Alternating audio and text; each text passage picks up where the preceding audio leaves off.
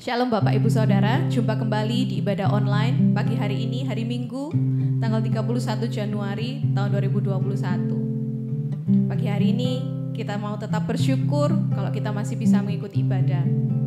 Berbicara tentang rasa bosan, kita semua bosan, saya pun juga terkadang bosan.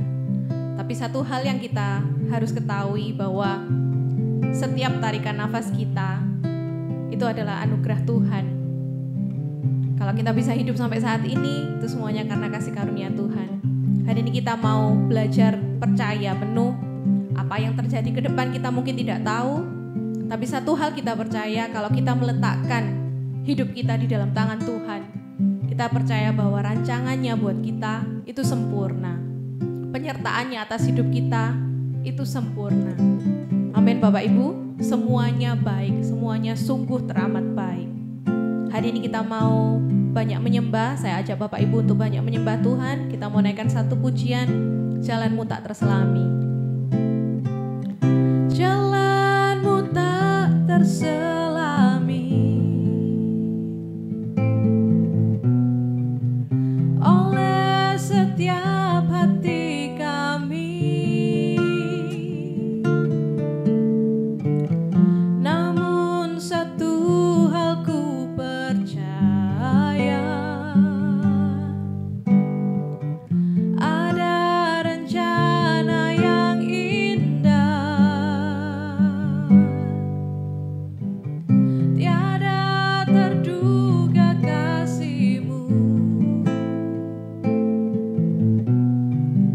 Heran dan besar bagiku arti kehadiran-Mu selalu nyata di dalam hidupku. Penyertaan-Mu sempurna, rancangan-Mu penuh damai, aman dan sejahtera walau di tengah badai. Ingin ku selalu bersama, rasakan keindahan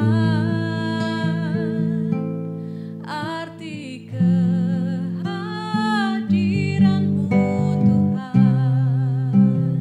Naikkan pujian ini sekali lagi dari awal. Jalan-Mu tak terselami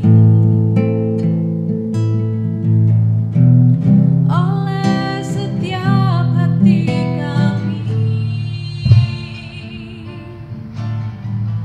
Namun satu hal ku percaya, ada rencana yang indah, tiada terduga kasih-Mu. Heran dan besar bagiku arti kehadiran-Mu selalu nyata di dalam hidupku.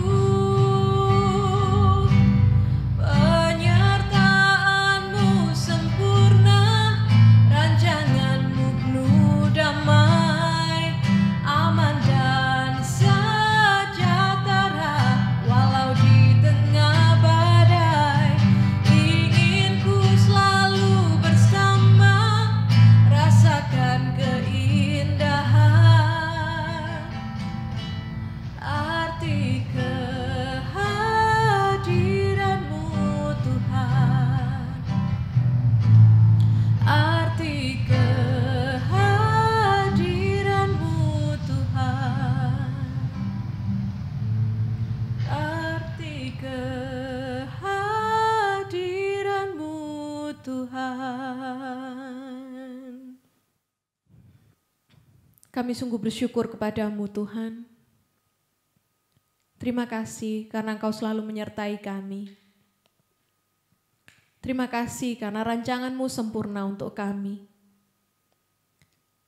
Kami percaya Tuhan, Hidup kami ada di dalam tangan-Mu. Engkau sudah menulis rapi apa yang telah Engkau tetapkan untuk kami. Tolong kami supaya kami bisa melaluinya, supaya kami boleh berjalan di dalam rencana-Mu. Dan jangan izinkan kami untuk keluar dari jalan-Mu Tuhan. Tolong kami Roh Kudus supaya kami tetap bisa melangkah di dalam rencana-Mu, supaya kami boleh taat akan firman-Mu. Terima kasih Tuhan, terima kasih. Syukur. Mari kita sembah Tuhan. Syukur, terima kasih Tuhan. Haleluya.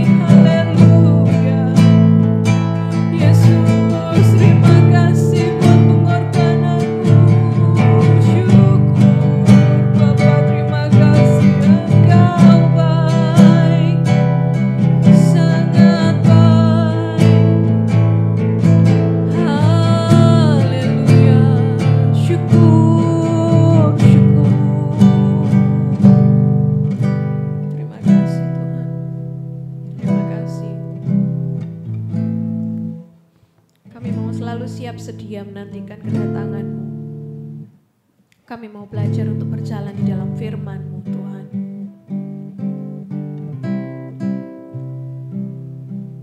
Terima kasih Tuhan.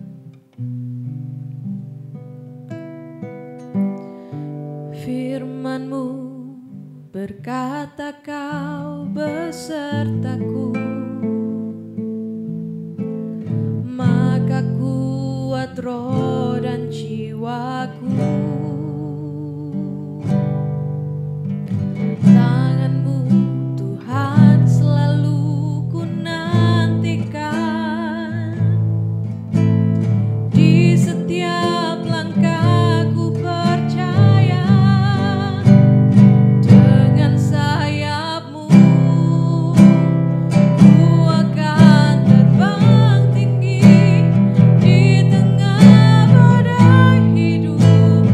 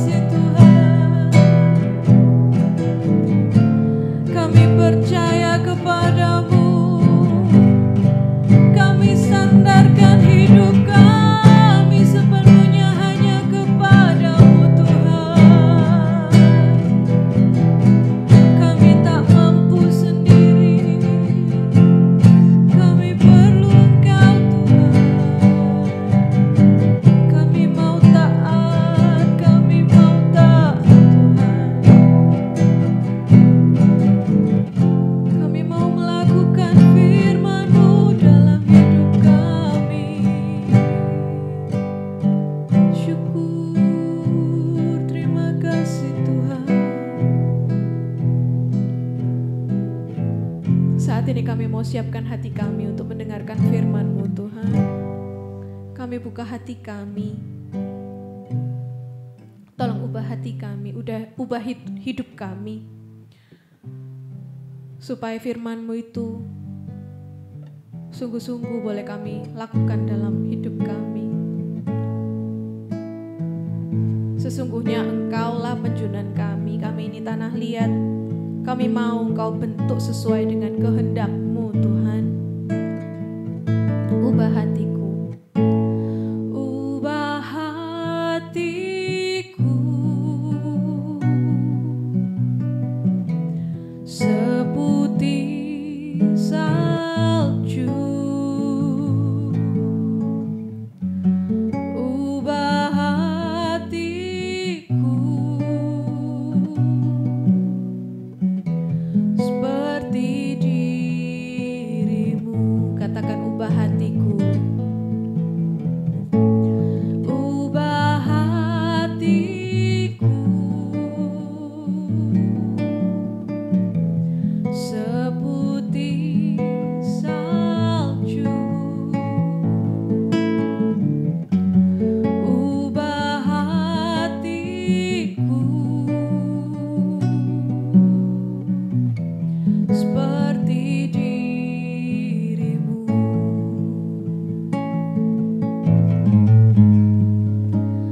Engkau panjunan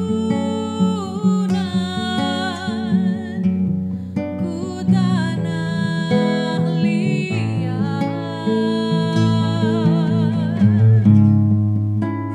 bentuk jadikan ini doaku. Ubah hatiku seputih salju. Ubah hatiku seperti dirimu.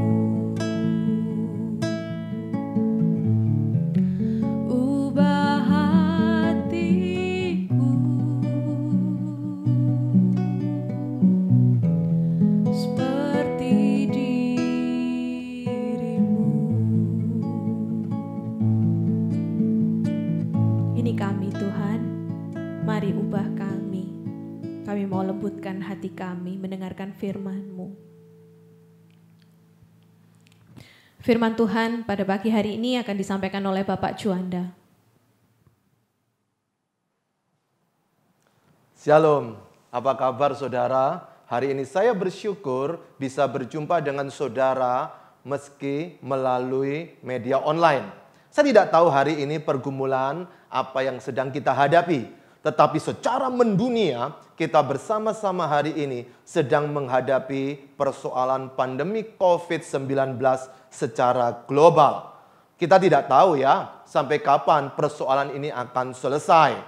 Mungkin kita sampai Yesus datang, persoalan ini tetap akan ada. Apalagi kita dengar juga virus ini sedang bermutasi. Namun demikian, bukan itu persoalannya. Daripada kita berteriak-teriak, kapan COVID ini selesai? Tetapi pikirkan baik-baik. Berkat apa yang sedang kita nikmati ketika menghadapi COVID-19? Oleh sebab itu pada saat yang indah ini, kita akan merenungkan satu bagian firman Tuhan tentang menikmati kejutan hidup. Setiap kita dalam keseharian akan sering mendapatkan kejutan demi kejutan. Ada kejutan yang disengaja. Kadang-kadang kita dikagetkan, dikejutkan di dalam satu bentuk permainan atau kita digoda.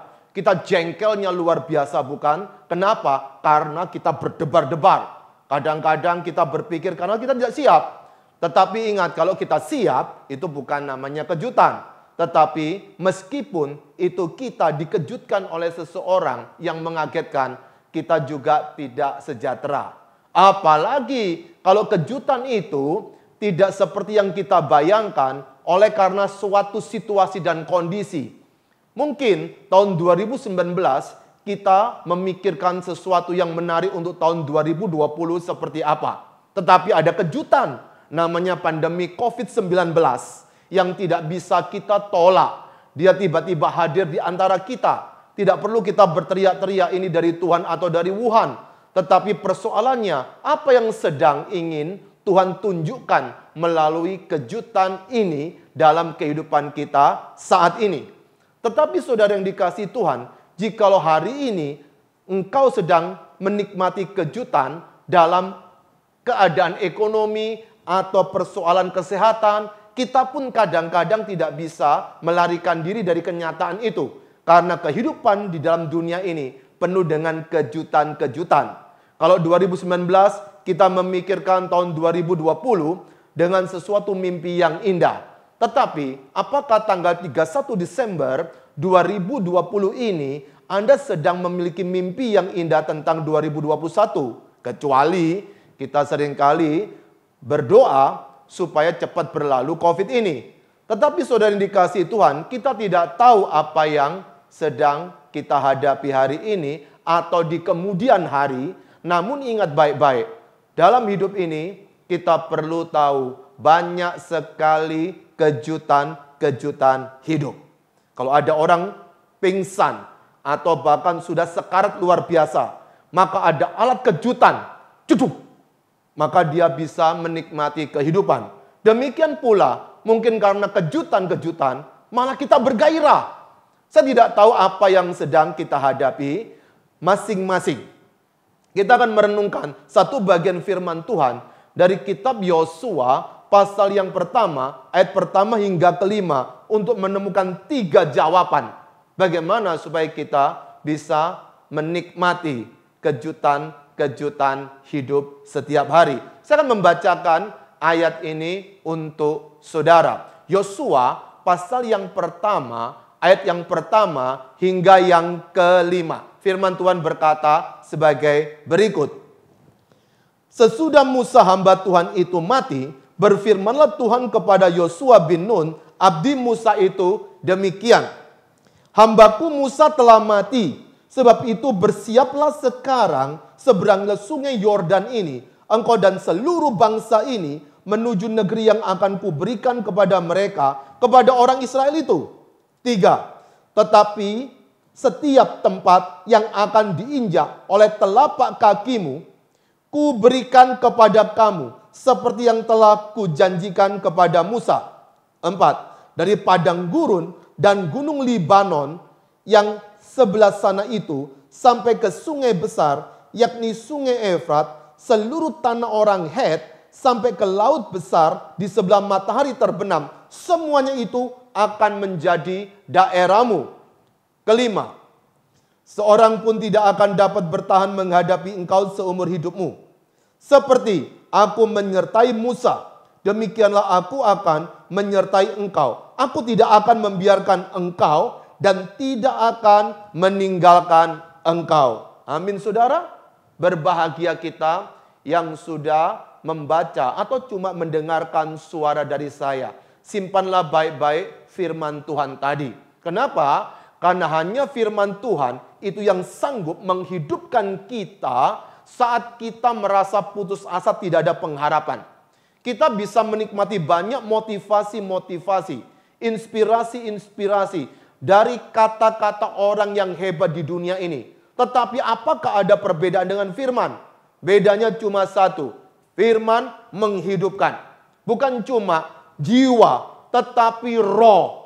Kalau roh kita menyala-nyala, biarlah rohmu menyala-nyala. Itu akan memampukan kita menghadapi persoalan-persoalan hidup.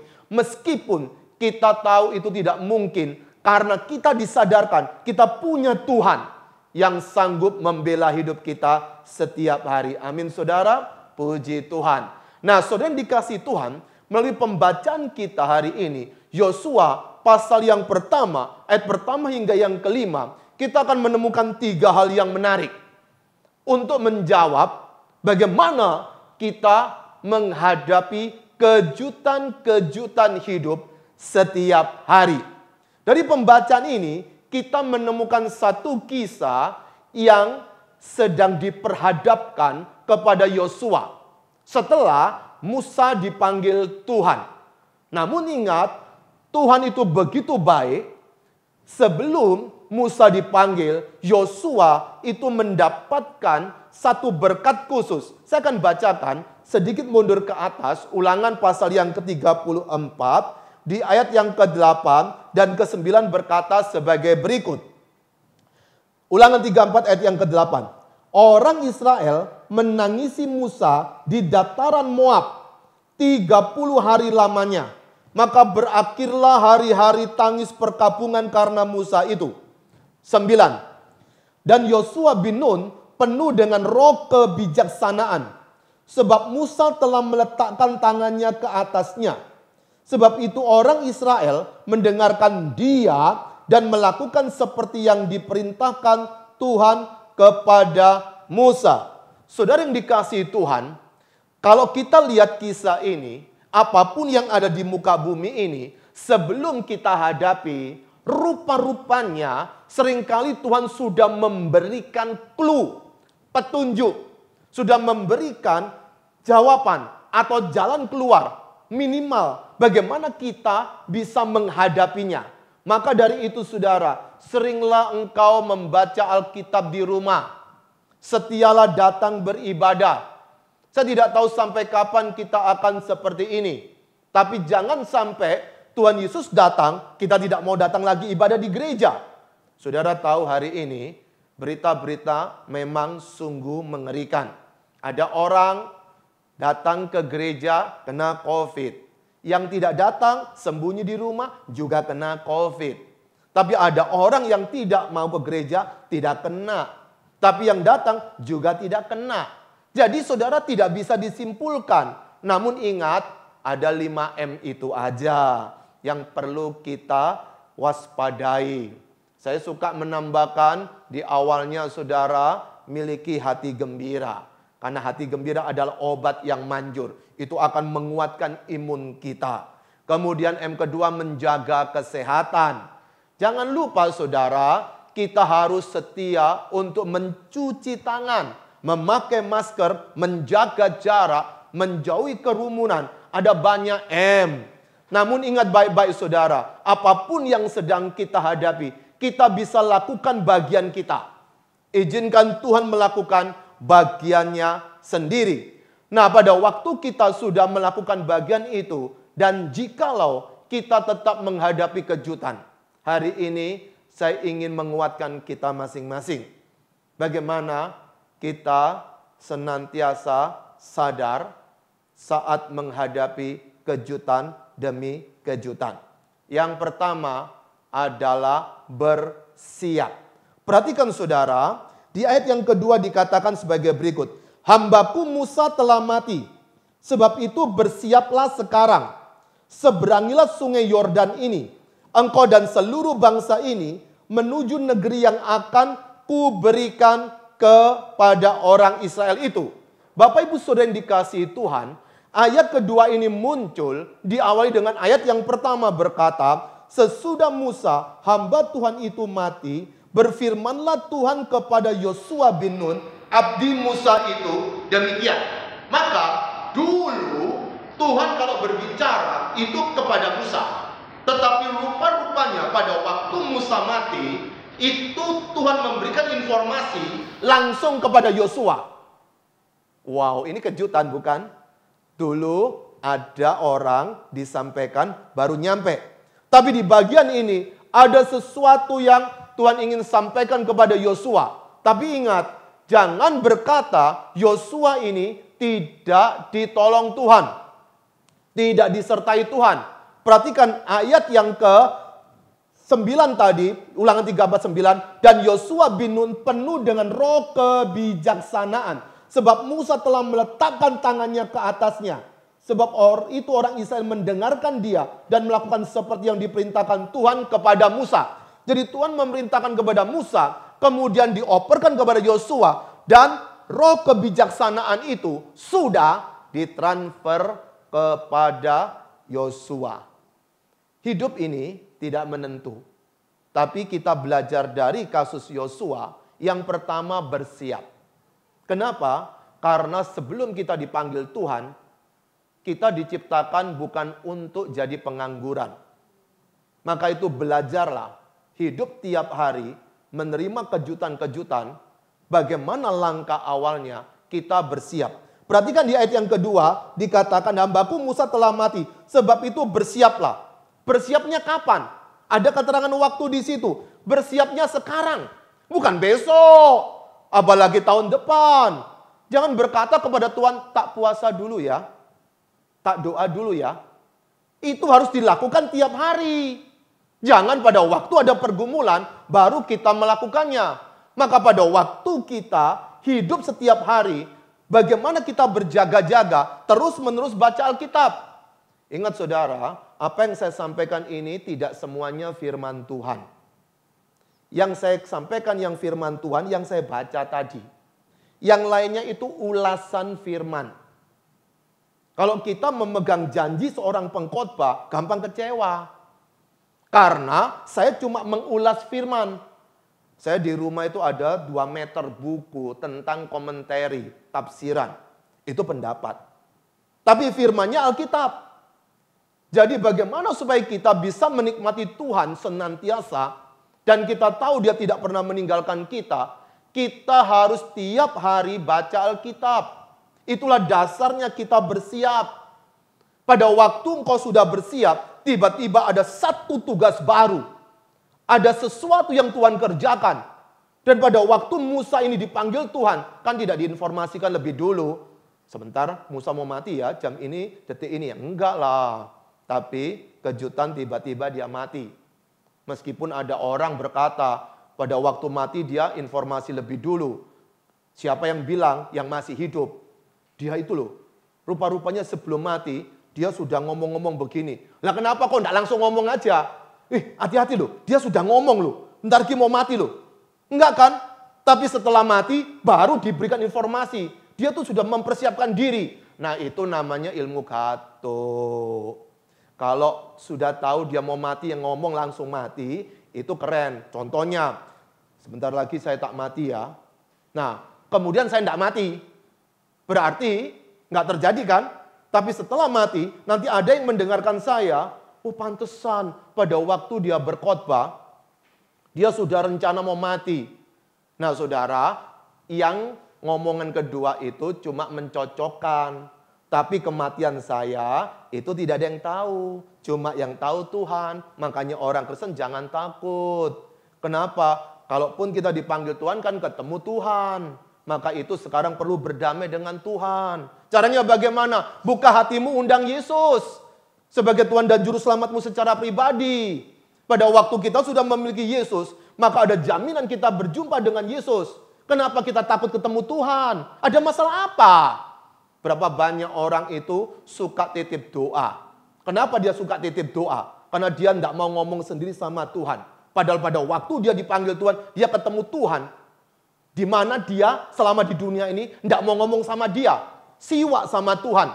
Tidak mau bicara sama Tuhan. Tapi pada waktu dipanggil Tuhan, kepingin ketemu Tuhan. Karena egois ini namanya. Oleh sebab itu hari ini saudara, bacalah firman. Bersiaplah. Kenapa? Karena ketika engkau akan menghadapi persoalan, Tuhan tidak pernah memberikan kejutan tanpa kita dipersiapkan lebih dulu. Ingat teks yang berkata, ayat yang berkata, pencobaan-pencobaan yang kamu alami adalah pencobaan apa? Biasa, bukan luar biasa. Jadi kalau ada orang berkata, masalahku luar biasa, itu ngelawan Tuhan loh. Tuhan bilang biasa kok. Bagaimana kita berkata luar biasa? Karena kita tidak suka baca Alkitab. Yang pertama tadi, sebelum kita masuk yang kedua, si Yosua menghadapi persoalan ini, dia disuruh bersiap. Tapi yang kedua saudara, ketika dia sudah bersiap, belum selesai pekerjaannya. Kenapa? Dia harus beriman kepada Tuhan. Perhatikan, di ayat yang kedua, persiapannya adalah bersiaplah sekarang seberangi sungai Yordan, itu pertama, dan seluruh bangsa ini pertama seberangi sungai Yordan beserta seluruh bangsa ini menuju ke negeri. Ini bukan pekerjaan gampang loh. Maka yang kedua, Yosua perlu beriman kepada Tuhan. Perhatikan ayat yang ketiga. Setiap tempat yang akan diinjak oleh telapak kakimu, ku berikan kepada kamu seperti yang telah kujanjikan kepada Musa. Nah persoalannya si Yosua ini kan tidak ikut dalam perjanjian dengan Musa. Tapi Tuhan berbicara kepada Yosua yang kujanjikan kepada Musa. Persoalannya perjanjiannya apa saudara? Itu di ayat yang kedua tadi. Maka Yosua suruh bersiap untuk apa? Pertama seberangi sungai Yordan. Nah Yosua ini kan biasa di padang gurun. Nyebrang sungai Yordan kan tidak segampang yang kita pikirkan. Kalau kita lihat sungai Yordan seperti hari ini. Itu zaman saudara ribuan tahun yang lalu, model sungainya seperti apa, kita tidak tahu. Yang kedua saudara, bukan cuma seberangi sungai Yordan, dia beserta orang Israel. Anda tahu, itu jumlahnya sekitar 2 jutaan. Kalau ada yang anak-anak ikut nyebrang, tahu-tahu dia berenang, munculnya di sana, ngumpulin anak-anak, apakah sudah ada guru sekolah minggunya waktu itu? Tetapi ingat saudara, mereka sudah dikendalikan. Seperti di pasal 34 ayat yang 9. Supaya orang Israel itu tunduk menuruti kasta si Yosua. Tapi yang ketiga, dia harus masuk ke satu wilayah di mana Yosua pernah menjadi mata-mata, agen rahasia. Di situ ada 7 bangsa yang hebat. Bahkan 10 suku yang lainnya melaporkan. Kalau mereka masuk, mereka akan diinjak-injak. Seperti belalang. Mungkin hari ini seperti rempeyek gepeng begitu ya. Tetapi ingat, hanya Yosua dan Kaleb yang berkata bahwa kita akan masuk bersama dengan Tuhan. Saudara tahu pada waktu Yosua dan Kaleb berkata seperti itu, saudara, orang-orang di sekitarnya malah nggak suka loh. Mereka akan melempari Yosua dan Kaleb. Jadi, siapakah yang seringkali membuat kita gangguan dalam iman kita? Bukan persoalan yang jauh. Tapi persoalan yang dekat. Hati-hati loh. Yang seringkali merusak iman kita itu suami kita. Yang seringkali merusak iman kita itu istri kita. Yang seringkali merusak iman kita itu anak kita. Yang seringkali merusak iman kita itu cucu kita. Yang seringkali merusak iman kita adalah orang-orang terdekat kita. Penyakit kita, persoalan kita. Bukan yang jauh.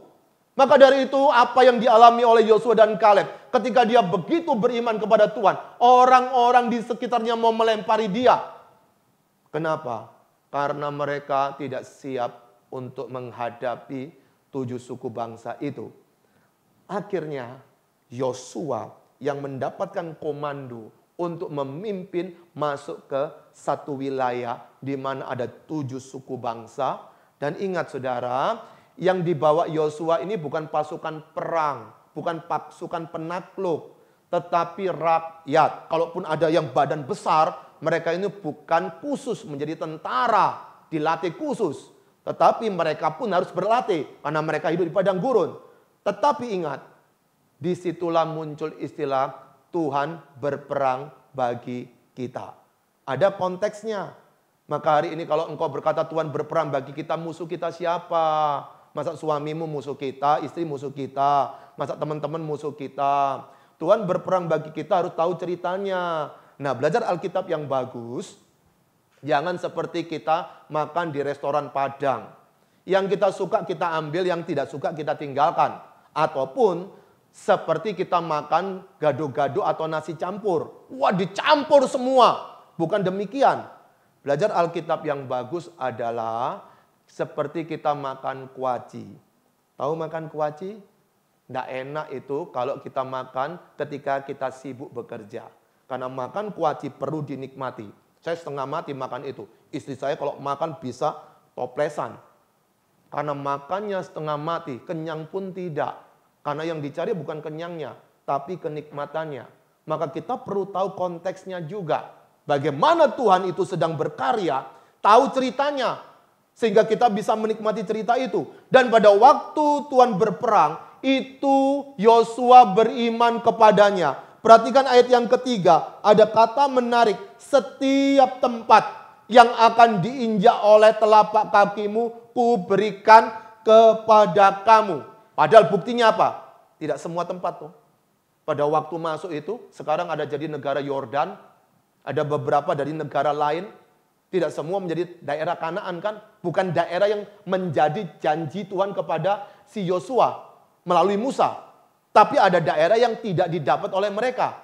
Tetapi ingat ini, ada ukurannya. Perhatikan baik-baik. Setiap tempat yang akan diinjak oleh telapak kakimu, kuberikan kepada kamu. Seperti yang telah kujanjikan kepada Musa. Ada ukurannya apa? Seperti yang telah dijanjikan Tuhan kepada Musa. Hari ini saudara, kadang-kadang kita lebih suka memegang janji kata pengkhotbah. Seorang pengkhotbah seperti saya daripada janji Alkitab. Kita kan kecewa kan? Coba perhatikan, berapa banyak orang tidak mau datang ke gereja. Itu karena dia adalah orang yang suka baca Alkitab atau suka dengar khotbah. Tidak semua yang saya katakan ini firman. Ini banyak ulasan, banyak ilustrasi. Itu bukan firman. Firmannya mana? Yang saya kutip. Firman itu 66 kitab. Tidak bisa lebih, tidak bisa kurang. Maka janji Tuhan di mana? Dalam Alkitab. Setialah baca Alkitab, itu akan menguatkan iman kita menghadapi kejutan demi kejutan. Dan yang terakhir ketiga, ketika kita sudah bersiap, ketika kita sudah beriman, belum ada jalan keluar, yang terakhir adalah bersyukur. Perhatikan saudara, di ayat yang kelima dikatakan, seorang pun tidak akan dapat bertahan menghadapi engkau seumur hidupmu. Seperti aku menyertai Musa, demikianlah aku akan menyertai engkau. Aku tidak akan membiarkan engkau dan tidak akan meninggalkan engkau. Saudara, apapun persoalan kita bisa belajar dari firman Tuhan kepada Yosua. Dikatakan di awal, seorang pun tidak akan dapat bertahan menghadapi engkau. Jadi, siapa pembelanya? Tuhan. Siapa yang akan menolong kita? Tuhan. Siapa yang bisa bertahan menghadapi kita? Tidak ada. Tapi ingat, ada ukurannya. Perhatikan lagi ukurannya. Seperti aku menyertai Musa. Maka kalau kita berurusan dengan Tuhan, ada ukuran. Kalau Anda berurusan dengan aparat keamanan, ada ukuran. Kalau Anda berurusan di sekolahan, ada ukuran. Kita suka berkata begini, tidak ada yang mustahil bagi Tuhan. Ukurannya dulu. Tuhan, cara menyelamatkan manusia ke surga, ada caranya. Roh Kudus bukan juru selamat. Juru selamatnya Tuhan Yesus. Bapa bukan juru selamat. Juru selamatnya Tuhan Yesus. Ada ukuran. Jadi pada waktu kita berurusan dengan Tuhan harus tahu firman. Batasannya di mana. Memang tidak ada yang mustahil. Tetapi ingat. Kalau ada orang sakit. Kemudian dia tidak disembuhkan. Bukan berarti tidak ada yang mustahil bagi Tuhan. Karena orang yang sakit itu harus sakit. Karena Tuhan punya tujuan untuk membentuk orang itu seperti yang dia inginkan. Siapa yang bisa menghalangi? Tidak ada yang mustahil. Jadi kalau hari ini kau menghadapi suami pemarah atau istri pemarah dan dia berkata, siapa yang bisa mengubah aku? Ini karakterku. Tuhan yang bisa mengubah. Kenapa kita suka mempergunakan tidak ada yang mustahil bagi Tuhan untuk penyakit kanker, untuk penyakit tumor? Tapi kenapa kita tidak berkata kepada hidup kita ini bahwa tidak ada yang mustahil bagi Tuhan untuk menggagalkan perceraian? Kenapa kita tidak berkata kepada Tuhan, persoalan tidak ada yang mustahil bagi Tuhan untuk mengharmoniskan keluarga kita? Tidak mungkin bisa. Karena kita tidak tahu ukurannya Tuhan. Maka apapun yang kita hadapi, kita belajar bersyukur. Kenapa kita bersyukur? Ada 3 hal. Perhatikan di ayat yang kelima, ada 3 hal yang dijelaskan di bagian itu. Yang pertama, mengapa kita bersyukur? Karena Tuhan menyertai. Yang kedua, mengapa kita bersyukur? Karena Tuhan tidak membiarkan. Yang ketiga, mengapa kita bersyukur? Karena Tuhan tidak meninggalkan. Keren bukan? Tuhan menyertai. Bukan cuma menyertai, tidak membiarkan kita. Bukan cuma tidak membiarkan, tidak meninggalkan kita. Buat apa kalau disertai tapi dibiarin? Atau buat apa kita disertai Tuhan tidak dibiarin tapi ditinggalin urusan dewe ae? Ada 3 hal loh. Tuhan menyertai, Tuhan tidak membiarkan, dan Tuhan tidak meninggalkan. Saya kasih ilustrasi aja untuk menutup firman Tuhan ini. Supaya Anda tidak bosan lihat wajah saya. Saudara, pada waktu saya baru menikah, di Surabaya itu cuma ada mall besar 1 kalau enggak 2. Saya pernah mengantar istri saya pergi ke mall itu. Pada waktu mengantar ke mall itu karena baru menikah, kemanapun dia pergi, saya menyertai, tidak membiarkan, dan tidak meninggalkan. Wow, keren bukan? Jadi, di mana dia berada, saya juga berada. Kemudian saudara, suatu hari, saya punya anak saya 3. Kalau waktu anak masih kecil, masih ngikut.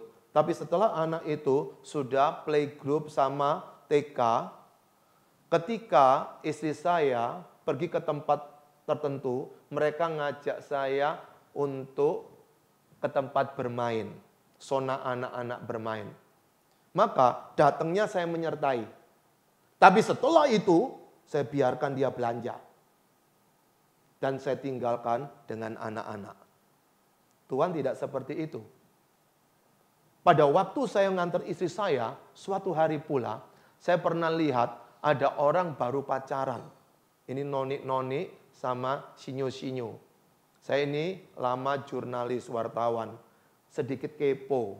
Kemudian pada waktu mereka belanja, itu di area wanita. Tahu area wanita kan?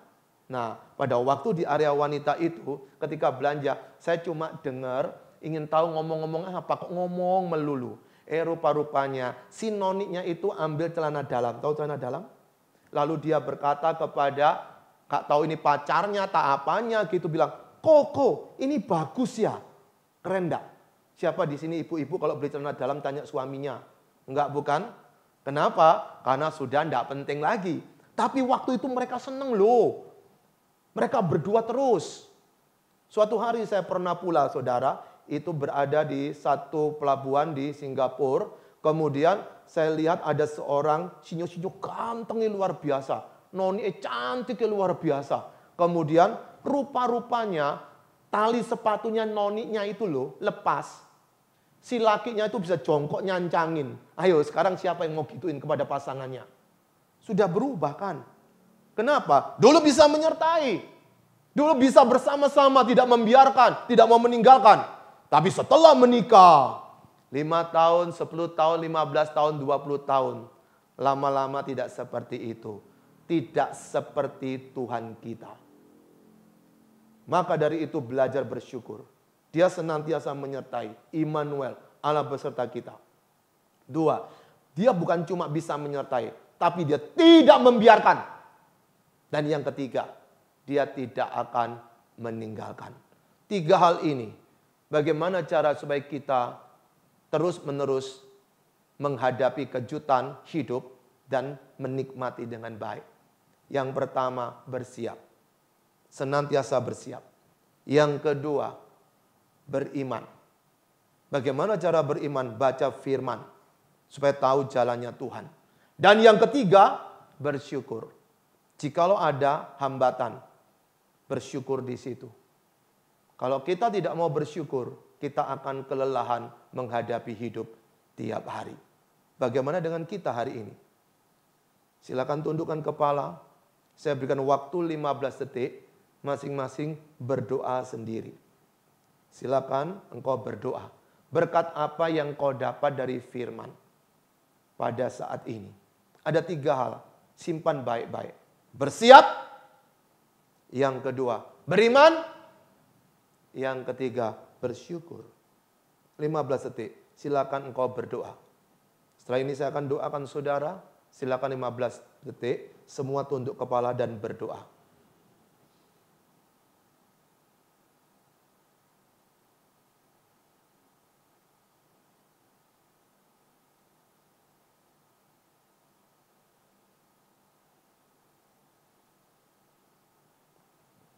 Allah Tritunggal yang kami kenal dalam nama Tuhan Yesus, kami bersyukur untuk perjumpaan dan bisa menikmati sebagian dari firman Tuhan. Berikan kekuatan kepada kami untuk bisa mendapatkan keinginan Tuhan melalui firman tadi. Kiranya ulasan khotbah tadi menolong kami untuk bisa memahami firman tadi. Terima kasih Tuhan. Tolonglah kami menghadapi kenyataan untuk senantiasa bersiap, untuk senantiasa beriman, dan untuk senantiasa bersyukur dengan apapun yang kami hadapi. Sebentar kami akan berpisah. Kiranya firman tadi akan menolong kami dalam hidup kami setiap hari supaya tidak mudah gampang terkejut ketika menghadapi satu persoalan. Terima kasih Tuhan Yesus. Dalam nama Tuhan Yesus kami sudah mengucap syukur dan berdoa. Haleluya. Mari yang percaya sama-sama kita katakan, ayo. Amin. Tuhan Yesus memberkati.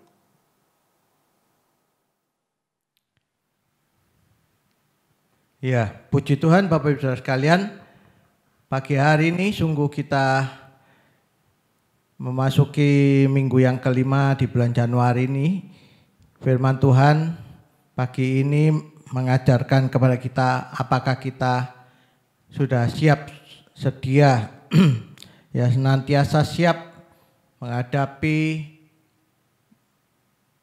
pimpinan Tuhan, bagaimana Tuhan memanggil kita, apa yang harus kita lakukan. Tuhan senantiasa menyertai, ya seperti panggilan Tuhan kepada Yosua. Ya pada saat Musa meninggal, Yosua itulah orang yang dipilih oleh Tuhan untuk dipanggil meneruskan apa yang Tuhan sudah janjikan kepada Yosua untuk masuk ke tanah Kanaan. Ya, di sini puji Tuhan, Yosua dia telah siap sedia, dia bersiap untuk menyeberangi sungai Yordan. Saudara, banyak hal yang sulit, yang susah yang harus dihadapi dengan kurang lebih sekitar 2 juta orang Israel yang akan menyeberang sungai Yordan. Bagaimana caranya, bagaimana memimpin mereka, apalagi anak-anak ya. Begitu banyak mereka akan menyeberang. Belum binatang peliharaan mereka ya, kambing, domba, sapi dan sebagainya, itu semua akan dibawa masuk ke tanah Kanaan. Yang kedua, Yosua dia punya iman, dia beriman ya. Dia punya iman kepada Tuhan bahwa Tuhan sudah berjanji bahwa Tuhan akan menyertai, Tuhan akan menyatakan kuasanya. Seperti kepada Musa Tuhan menyertai Musa, demikian juga Tuhan menyatakan kuasanya seperti kepada Yosua. Ya, ini janji Tuhan, itulah sebabnya Yosua punya iman kepada Tuhan. Dia percaya sungguh-sungguh kepada Tuhan. Yes. Dan iman Yosua kepada Tuhan seperti yang Tuhan katakan, setiap telapak kaki orang Israel dia menjejakkan kakinya di mana, tempat itulah yang akan Tuhan berikan kepada orang Israel. Yosua beriman percaya kepada Tuhan. Dan yang ketiga, bersyukur ya, bersyukur kepada Tuhan karena penyertaan Tuhan itu. Bersyukur kepada Tuhan, Tuhan menyertai mereka, itu yang mereka percaya. Mereka bersyukur karena Tuhan menyertai mereka. Tuhan tidak pernah membiarkan mereka. Jadi Tuhan selalu ada dalam hidup mereka ya, tidak pernah dibiarkan mereka ya. Tapi Tuhan menyertai. Dan yang ketiga, bersyukur karena Tuhan tidak pernah meninggalkan mereka. Ya, ayo kita tetap pada pagi hari ini tetap iman kita kuat, tetap senantiasa siap sedia terhadap apa yang Tuhan perintahkan kepada kita. Ya, mari kita bersyukur, kita berdoa. Bapa di surga, kami sungguh bersyukur kepadamu, Tuhan Bapa yang baik. Engkau sungguh luar biasa Tuhan. Kami percaya bahwa saat ini juga kami percaya bahwa penyertaan Tuhan seperti yang Tuhan lakukan kepada Musa, kepada Yosua, Engkau juga saat ini juga sampai selama-lamanya Tuhan, Engkau senantiasa menyertai kami. Kami percaya perkara besar perkara mujizat yang Tuhan lakukan kepada Musa dan Yosua, itu juga akan Kau lakukan terhadap kami ya Tuhan. Kami percaya Tuhan juga bisa memberkati anak-anak-Mu Tuhan, perkara besar Tuhan Engkau sediakan bagi anak-anak-Mu Tuhan. Berkati hamba-Mu Pak, kami bersyukur kepadamu Pak Juanda, Tuhan tolong pakai Tuhan urapi supaya sungguh-sungguh pengurapan Allah ada dalam hidup anak-Mu ini, dalam hamba-Mu. Tuhan pakai supaya dalam pengurapan Allah, dalam pelayanan hamba-Mu Tuhan, nama Tuhan dipermuliakan, banyak jemaat yang dikuatkan, dibangkitkan imannya, dan Tuhan juga memakai di dalam pelayanan hamba-Mu, di mana hamba-Mu melayani, Tuhan memakai hamba-Mu menjadi berkat, di mana Tuhan pimpin hamba-Mu di tempat Tuhan melayani. Kami sungguh bersyukur kepadamu, berkati keluarga juga, keluarga Pak Juanda Tuhan, berkati istri dan anak-anak dalam pemeliharaan Tuhan, dalam berkat Tuhan. Kami sungguh bersyukur kepadamu Tuhan. Pagi hari ini Tuhan memberkati jemaat X-Blessing dan anak-anak Tuhan dimanapun mereka berada, mereka yang menyaksikan ibadah, mengikuti ibadah online ini, supaya Tuhan memberkati mereka dengan kuasa firman-Mu. Terima kasih Tuhan yang mengalami kesulitan ekonomi, Tuhan memberkati anak-anak-Mu Tuhan. Kami percaya Tuhan buka jalan untuk memberkati ekonomi anak-anak-Mu ya Tuhan. Terima kasih Tuhan, Kau tolong untuk saudara kami, baik anak-anak Tuhan maupun hamba-hamba Tuhan yang terkena COVID. Tuhan Engkau menjamah mereka, menyatakan kuasa mujizat-Mu Tuhan. Juga Bu Yanti dan saudara-saudara kami yang lain Tuhan, nyatakan kuasa-Mu di dalam nama Tuhan Yesus. Kami percaya oleh bilur-bilur-Mu Tuhan, oleh kuasa darah-Mu Tuhan, kuasa mujizat-Mu Kau nyatakan Tuhan, sembuhkan, sembuh Tuhan, membersihkan virus COVID dari dalam hidup mereka yang terkena COVID Tuhan. Terima kasih Tuhan, juga untuk Koyanjang juga Tuhan jamah nyatakan kuasa-Mu. Kami percaya seluruh tubuhnya Tuhan Kau pulihkan Tuhan. Kami tidak tahu sakit penyakit yang dideritanya, tetapi Tuhan nyatakan kuasa-Mu Tuhan. Baik jantungnya, paru-parunya Tuhan jamah, dan seluruh tubuhnya, infeksi yang ada dalam tubuhnya, di dalam nama Tuhan Yesus sembuh dalam nama Tuhan Yesus. Kami sungguh bersyukur kepadamu. Terima kasih Bapa di surga, Engkau Allah yang setia. Tuhan Kau juga berkati anak-anak-Mu pagi hari ini yang membawa persembahan mereka ke dalam rumah Tuhan. Tuhan memberkati mereka. Kami percaya berkat Tuhan Kau limpahkan dalam hidup anak-anak-Mu dengan berkat-Mu yang melimpah Tuhan. Kami percaya Tuhan memelihara anak-anak-Mu Tuhan. Terpujilah nama-Mu, mereka tidak akan meminta-minta roti, tapi mereka akan memberi roti Tuhan buat mereka yang kekurangan Tuhan. Kami sungguh bersyukur kepadamu ya Tuhan. Terpujilah nama-Mu Tuhan. Terima kasih. Mari saudara dengan iman angkat kedua tangan saudara ke atas untuk menerima berkat Tuhan. Sekarang saudara-saudaraku yang kekasih, terimalah berkat anugerah dari Allah Bapa, cinta kasih di dalam Tuhan Yesus Kristus, dan penyertaan Roh Kudus senantiasa menyertai engkau, tinggal dalam hidupmu, memberkati engkau pada waktu engkau masuk dan memberkati engkau pada waktu engkau keluar. Apa saja yang dikerjakan tanganmu, Tuhan membuatnya berhasil. Terimalah berkat anugerah ini hanya di dalam nama Tuhan Yesus Kristus. Dari yang percaya sudah menerima berkat Tuhan, mari katakan amin. Puji Tuhan. Saudara tetap siap untuk minggu depan ibadah online, supaya tetap semangat. Tuhan Yesus memberkati. Dan jangan lupa saudara bisa membawa persembahan saudara, bisa ditransfer ke rekening gereja.